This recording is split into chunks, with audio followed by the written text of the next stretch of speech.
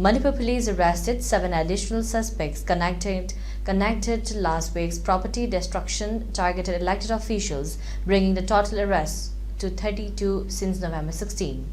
The latest wave of arrests occurred on November 20th and 21st, with suspects ranging in age from 26 to 41 years old. Among those detained were Wahengbam Jotin Kumar Singh, Kudrakbam Bikram Singh, Monish Nepram, Aribam Mira Chandra Sharma, Alambam Harrison Singh, Laurembam Norojit Singh, Noni Singh, and Laimium Kedarnath Sarma. Security forces have intensified operations across vulnerable areas in both hill and valley districts.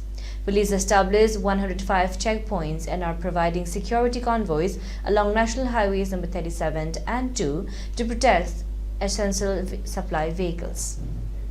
The arrests come amid raising tensions following the discovery of 6 bodies in Jiribam.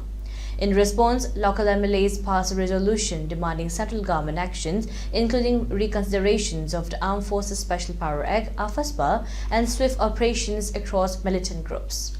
The resolution also called for National Investigation Agency involvement in 3 critical cases, including the killing of 6 civilians and attacks on 2 women.